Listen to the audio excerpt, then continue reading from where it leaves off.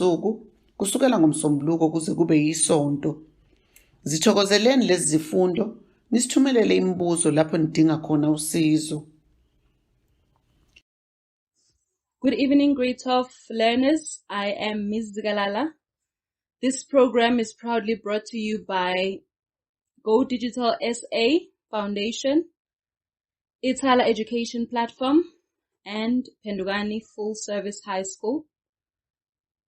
This is your English First Additional Language.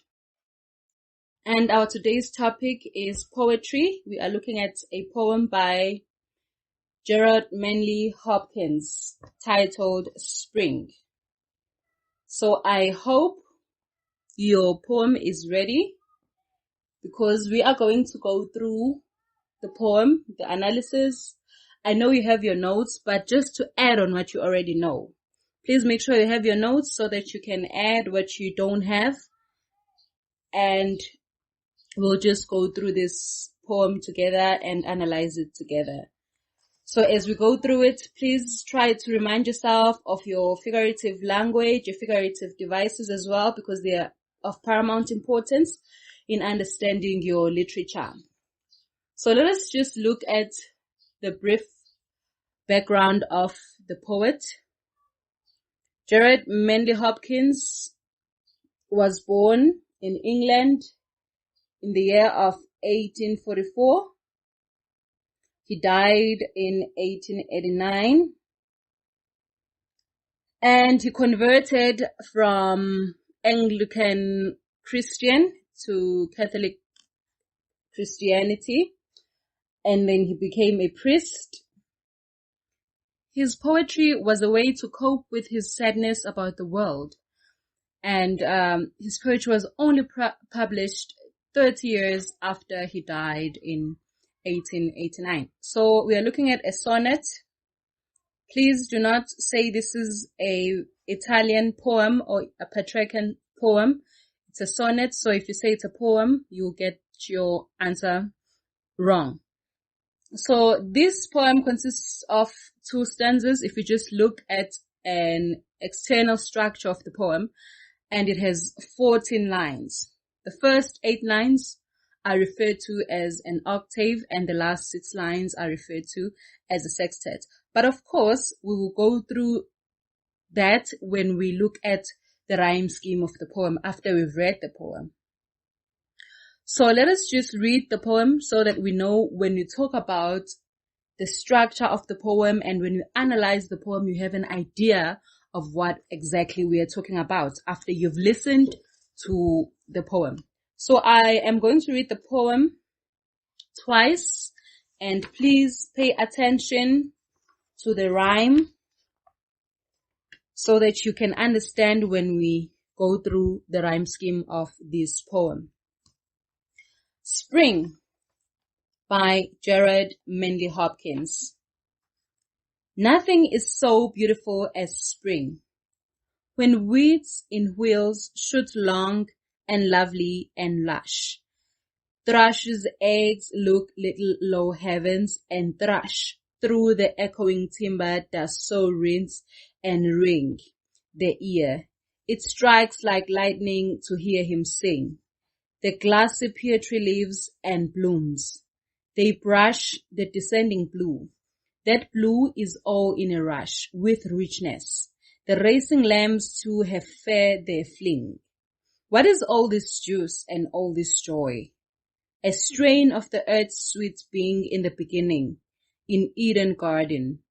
Have, get, before it cloy, before it cloud, Christ, Lord, and sour with sinning, innocent mind and May Day, in girl and boy. Most, O maid's child, thy choice and worthy the winning. So we are going to read it for the last time. Spring. Nothing is so beautiful as spring, when weeds in wheels shoot long and lovely and lush. Thrush's eggs look little low heavens, and thrush through the echoing timber does so rinse and ring the ear. It strikes like lightnings to hear him sing. The glassy poetry lives and blooms. They brush the descending blue. That blue is all in a rush with richness. The racing lamps too have fair their fling. What is all this juice and all this joy? A strain of the earth's sweet being in the beginning, in Eden garden. Have, get, before it cloy, before it cloud, Christ, Lord, and sour with sinning, innocent mind and Mayday in girl and boy. Most, O mate's child, thy choice and worthy the winning.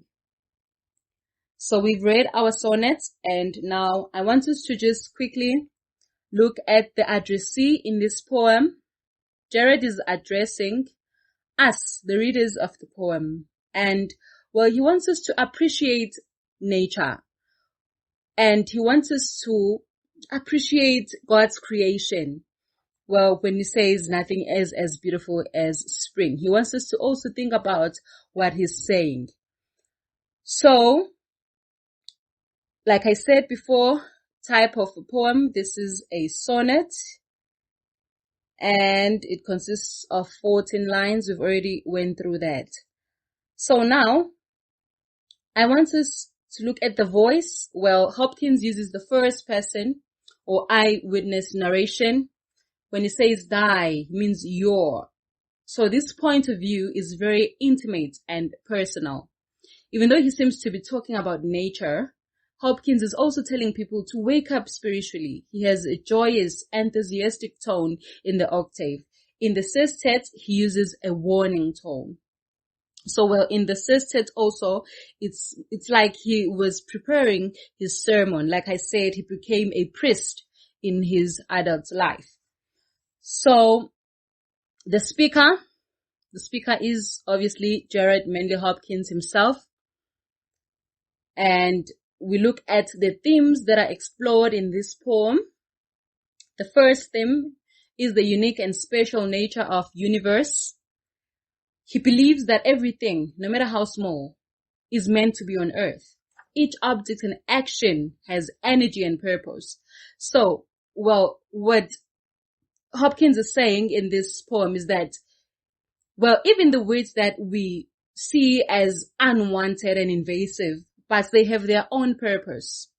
The eggs are a little low and, but they have their also purpose on earth. Everything that is on earth, it has its own purpose. He has a joyous tone like thrush, which he talks about in the first stanza. The second theme is physical bodies and metaphysical or spiritual needs. He says humans are only a small but very destructive part of the earth's cycles. He wants us to be spiritually aware of our duties to the planet. We're not just our physical bodies. We also need beauty so that we can rest and renew our minds and emotions. When he talks about spring also, he talks about a season of rebirth and rejuvenation.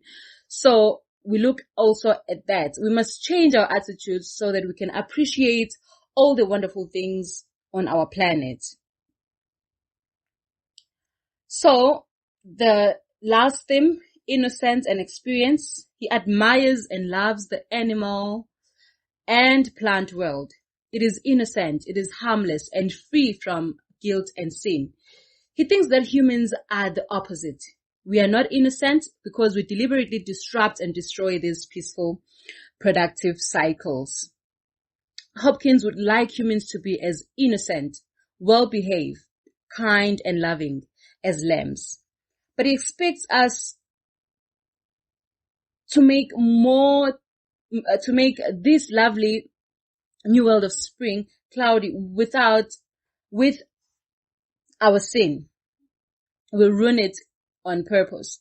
So, well, I want us to just quickly go through the poem in isiZulu so that even if you didn't understand what was happening or what is happening in the poem, you can have an idea of what is Hopkins saying in this poem. So, uthini ke uHopkins? Uthi, nature yonke nakuyimvelo yonke, there is nothing enhle njenge spring. Ukhula in line 2. When weeds in wheels, uthi ukhula, it grows luxuriantly. Lukhula ngamandla, and it looks so lovely. And this description of weeds, ayijwayelekile, it's unusual because we know ukuthi ama-weeds awafuneki. When they grow, we want to remove them. So they look lovely in spring. Thrush's eggs look like low heavens and thrush. So the thrush that he's talking about is a bird. So usathigena amaqanda thrush. Well, they're blue in color. So when we look at amaqanda thrush, it's more like heavens are closer to us. Why is he saying that? Because amaqanda lawa that he's talking about or he's referring to, they're blue in color. Obviously they're speckled with white, but they're blue in color. So associated that with the color of the sky, which is also associated with heavens. So usathini in line 4. Through the echoing timber does so rinse and ring. So ukhuluma laphayana ngeihlahla uthi ilokhunjane the timbers inkuni lezi zeihlahla zibukeka sengazathi when the thrush sings echo yakhona, it rinses the memories of ilokhunjane winter and all other seasons as refresher when it sings. It strikes like lightnings to hear him sing. The thrush's singing is so powerful, it's so fast, and when it sings, it pierces through the heart.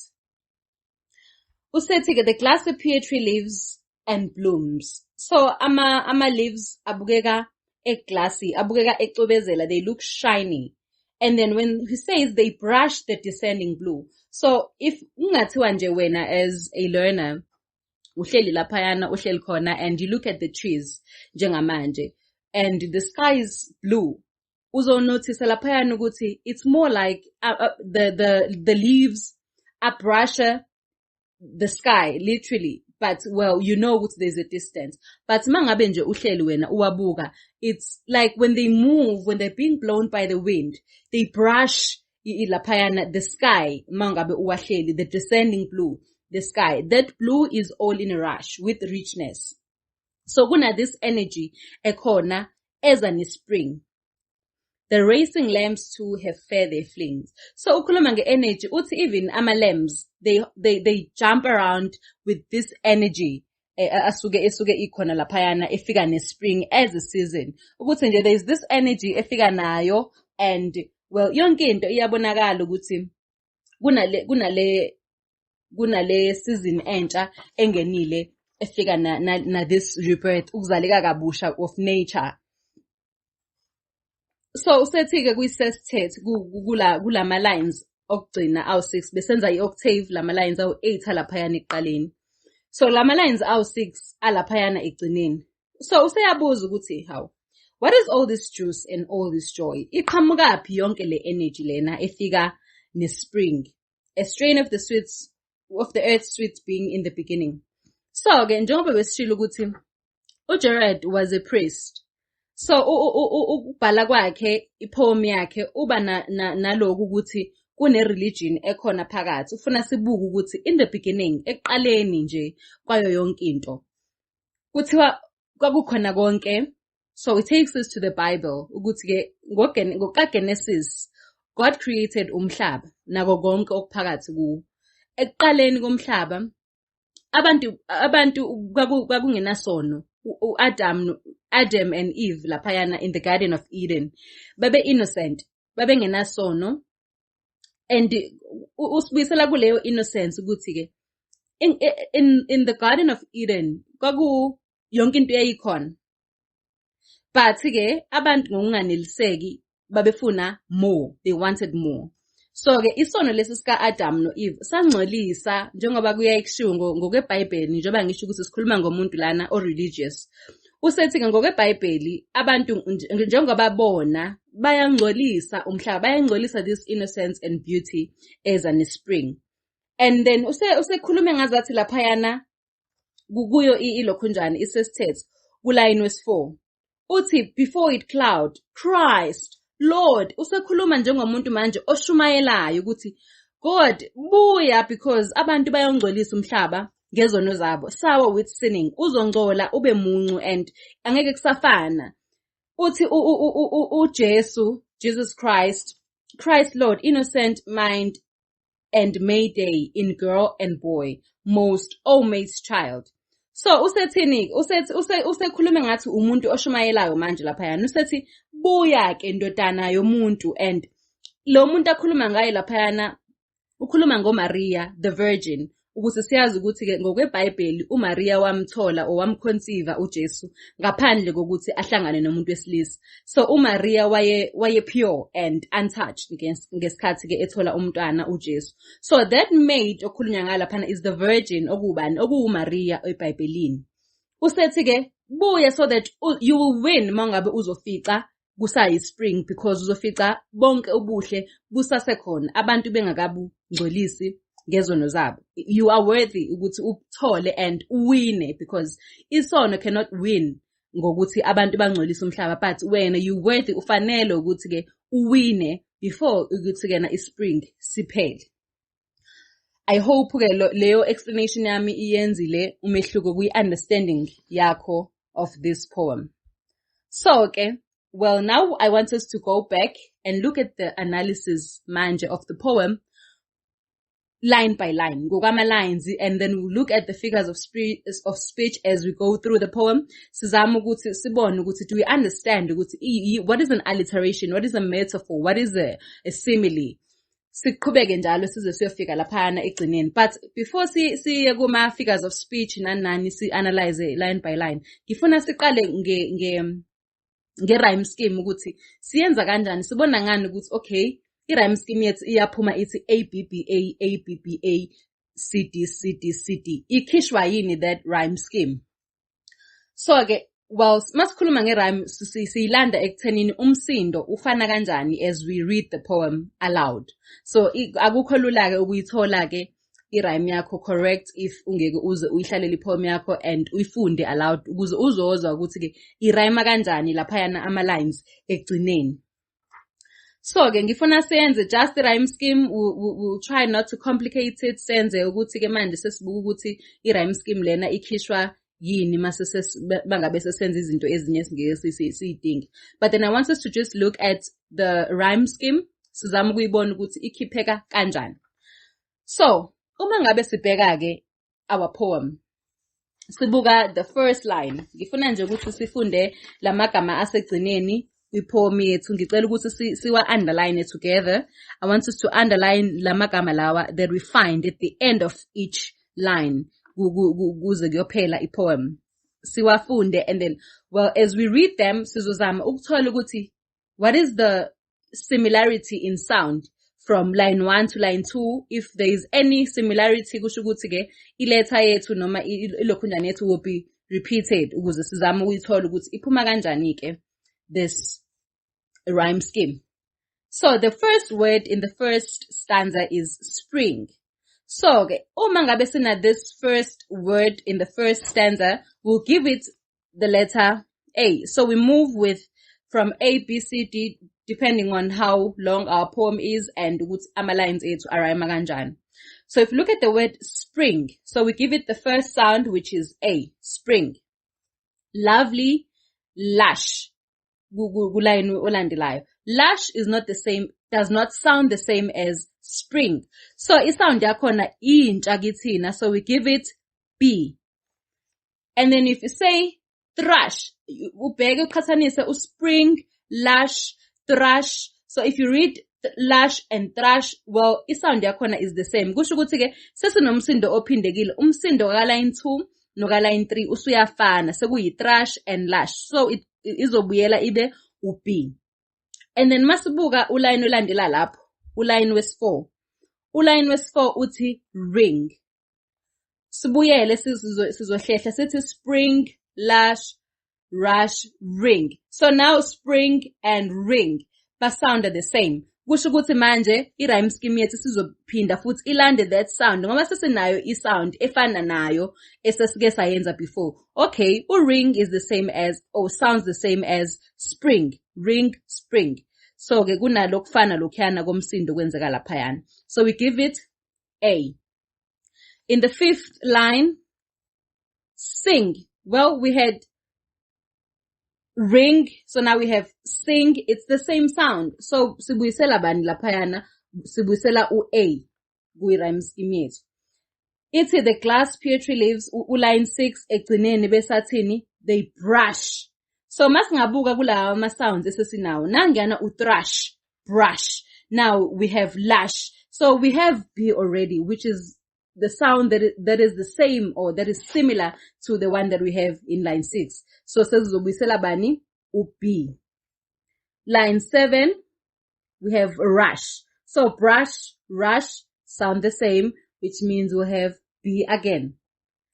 Fling, because we had ring, sing, spring. So now we also have A in the last line of the octave, which are the first 8 lines of the poem. So asiqhubeke sibuke ini the sestet now, okuyini the last 6 lines atholakala in the 2nd stanza.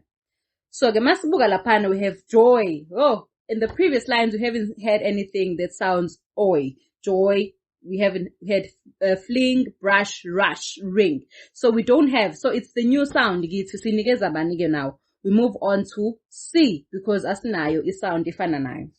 In the beginning, ning, we haven't had anything that sounds like it, so we give it D. Cloy, joy, cloy. Okay, we have the same sound. Sinikeza bani, sinikeza u-C elandelayo. And then siqhubeke siye ku line 11. Siye ku line 12. Masifika laphana sino sinning, beginning, ning. We have that similar sound ekhona laphana. Kusho ukuthi sesobuyisela bani now u-D. Masiqhubeka sifunda boy, joy, cloy, boy. So we have umsindo ofanayo, we give it C. And then winning, sinning, winning, it's the same. So we give it D. Okusho ukuthi ke kwi-octave, njengoba sithi our poem is divided into an octave and a sestet, sinama lines araymayo laphayana. I-rhyme scheme yethu isithini ke kwi-octave, sino A, B, B, A, siphinde sibe no A, B, B, A. So ke siyabona laphayana ukuthi ilokhu njani i-rhyme scheme yethu iyafana kuleya kwi-octave. Masiqhubeka sibe no C, D. Siphinde sibe no C, D. Sibe no C, D. And then i-rhyme scheme yethu isitshela ukuthini? Isitshela ukuthi this is an Italian sonnet. I-structure lesi uGerard asebenzisile in this poem sisinikeza ini? An Italian sonnet. So now that we are done with i-rhyme scheme, and I hope ukuthi si-understandile, sizokwazi ukuthi manje siqhubeke sibuke i-analysis ye-poem yethu line by line. So, well, if you question yakho iqhamuka laphana in the exam and they want to know ukuthi ke na, how do you know that this poem is a sonnet? So you just say it has 14 lines. Well, the rhyme scheme is typical of an Italian or Petrarchan sonnet. And then you give them ukuthi ke iyiphi le rhyme scheme okhuluma ngayo. It's ABBA, ABBA, CD, CD, CD. So ke asiqhubeke ke sibuke i-poem yethu. Well, I know ukuthi we've said it and we will just be going through the poem manje and try to go through figures of speech and poetic devices. We question paper, sometimes they refer to them as sound devices. So we need to know exactly ukuthi when we sound devices, sometimes kusuke kufana nama poetic devices or alliteration, onomatopoeia or assonance or izinto ezikanjalo. So now we look at the first line. And it says, nothing is as beautiful as spring. Well, so the poet opens with a declaration. Utini, there's nothing that is as beautiful as spring. So, and then now, as he continues with the poem, he gives us examples of why he's saying nothing is as beautiful as spring. He says, when weeds in wheels shoot longly and lovely and lush. He says, even weeds are beautiful and have a part to play in nature. They have the part to play in adding this beauty that comes with spring. They grow luxuriantly. They shoot long. They grow and they look lovely.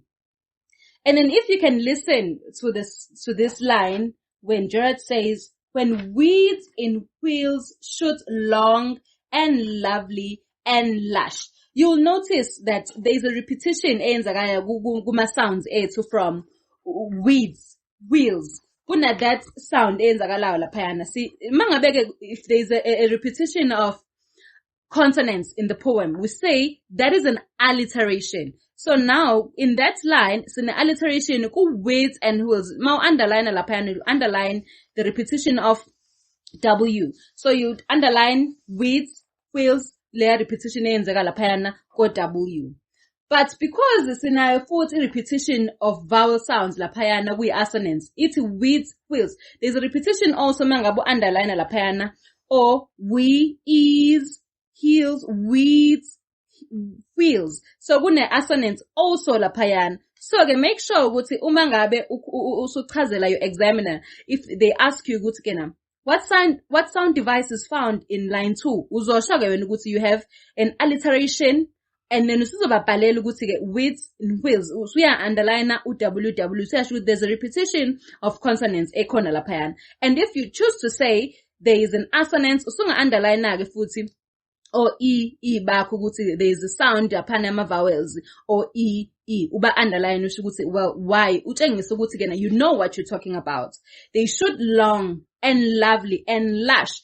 Like I said, sikhuluma ngesound laphayana eyani manje eyama consonants. Sinat that repetition also laphayana ka L, long, lovely, lush, which is also an alliteration. So ama alliteration ayi-2 in that line. So if uzokhuluma ngayo, make sure ukuthi you show the examiner ukuthi which one exactly where you're able to identify. If kuguthi one away 2, that's okay. But nakhona futhi mangabubuka lovely and lush, sinayo that sound yama vowels efanayo ku lovely and lush. So we still have another assonance lapayan.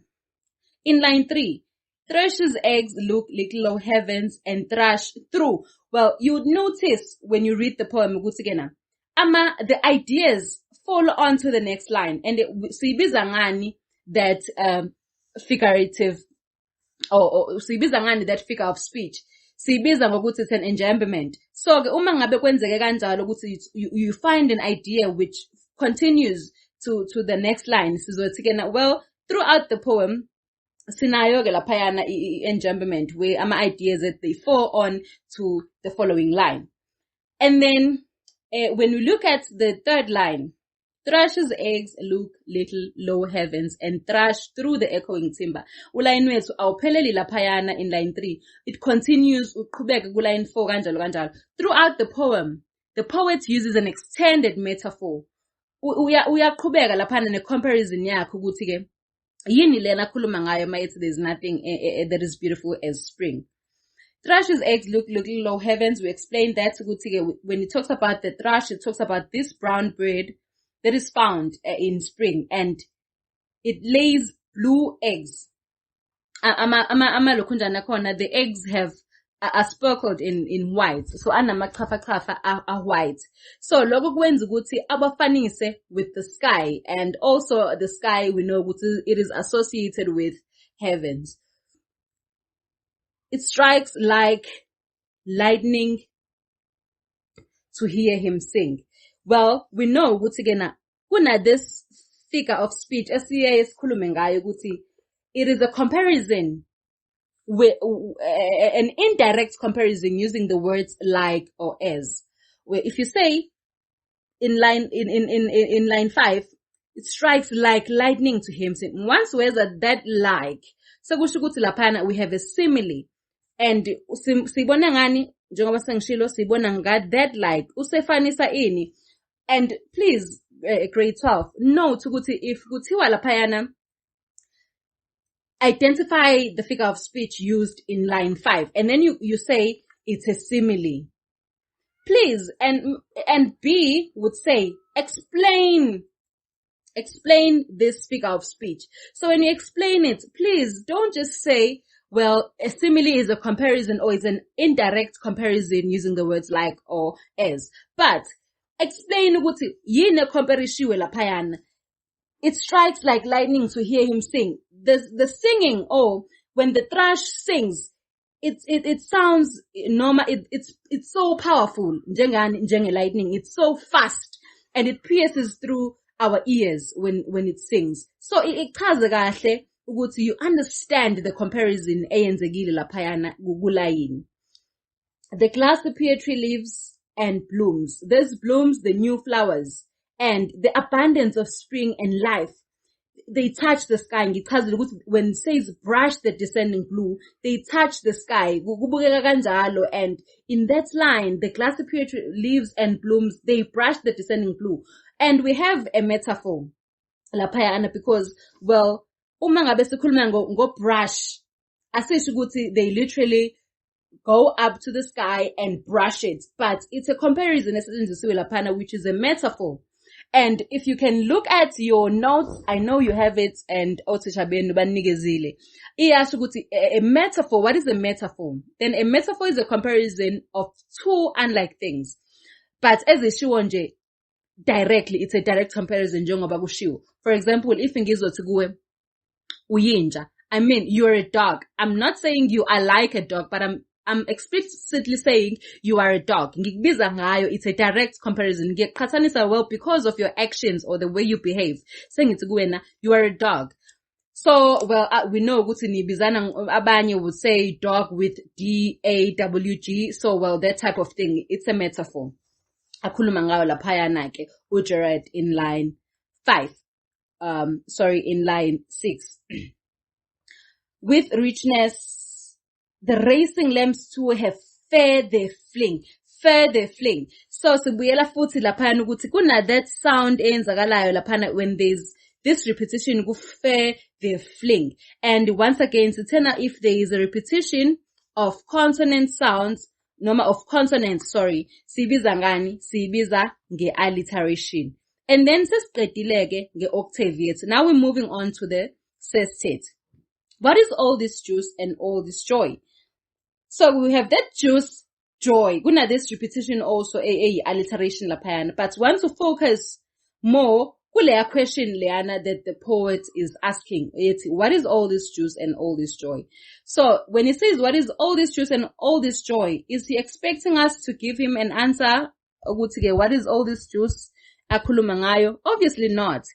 And sithini when we explain that, sithike, if a poet is not expecting us ukuthi simnikeze any answer to a question asuke eyibuza in the poem, sibiza ngokuthi ke leyo nto leyo, it's a rhetorical question because suke engalindele thina ukuthi simphendule, but ufuna sicabange ukuthi ke amagama sezowasho alandela lapho ukuthi suke sizokhuluma ngani noma uzochaza aqhubeke athini. So uma ngabe sibuka ukuthi online abalandela lapho, which is lokhunjani isestet from line 9, 10, 11, 12, 13, 14. So laphana sesibuka ini ke manje isestet. Usethi ke okay, ngifuna sikhulume ngani? Uthi the racing, uthini that blue is on a rush with richness. Masiqedela uline, okay, sesidlulile ku line 8, but ngifuna sibuyele khona just a bit because khona izinto engibone ngazo sishila lapha. With richness, the racing lambs too have fair their fling. So the blue skies seem to overpower everything and make it rich. Altogether, the racing lambs too have fair their flings. They are racing about in exuberance. The energy, sikhulumile nge-energy ukuthi ke kunalama lambs lawana that are hopping around with the energy asuke eqhumaqhuma ngayo laphayana. And then we move on to ini isestet yethu. Sikhulumile nge-rhyme scheme yakhona ukuthi ke ikhandeka kanjani. But ke sengifuna sibuke ukuthi in the sestet, the poet wants us to know all about the exuberance and the joy about spring.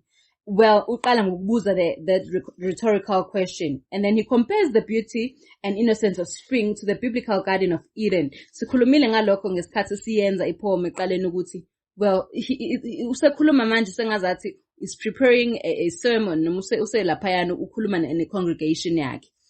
In spring, we are reminded of the original grace of our creation, of how God intends us to be. He asks us to trust once again the original strain of the earth's sweet being in the beginning, the strain, the original of grace that becomes muted in the deviousness of adult living.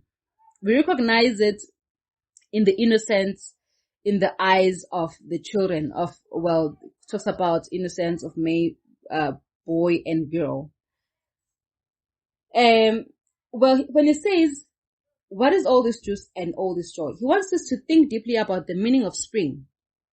And there's an alliteration, joy, juice, joy. The juice refers to the sap of the young shoots and the succulent flowers. Joy refers to the sound of the birds singing. About the thrush, we octave. So a strain here, he means a characteristic of the earth, and in the sense it is a personification. There are biblical references in this line. In the beginning refers to Genesis 1, and there's also reference to the Garden of Eden.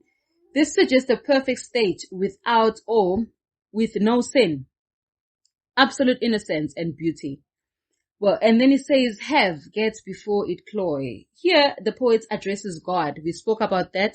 Thus, this becomes a prayer. Have and get mean the same. He emphasizes the idea to take something by repeating the word. Cloy means that something makes you sick with sickness. So he prays to God to take all the things spring has to offer before it can make people sick. Cloud means to make darker or to confuse. So God must intervene in the beauty of spring before it can be spoiled by the darkness and become spoiled with our sins. So May Day is also the beginning of spring, where we are reminded of the growth that lies ahead, Ezanani, with summer. O mate's child, thy choice and worthy, the winning. Well, a maid in a biblical sense is a virgin, and this is then a reference to Mary, mother of Jesus Christ. So he urges Christ to choose spring and win. By doing that, he wins the innocence and beauty that existed in the Garden of Eden before sin spoiled everything. Siyanibonga ngokufunda nathi. Siyanimema ukuthi nithamele futhi nakusasa. Ningazithola lezi fundo ekhasini lethu lika Facebook elithi Go Digital SA Foundation, na ku YouTube elithi Go Digital SA Foundation. Ziyatholakala na ku Ukhozi FM njalo ngoLwesine kusukela ngo-9 kuya ku-10 ebusuku. Ningasithola nango WhatsApp kwinamba yethu ethi 068 151 106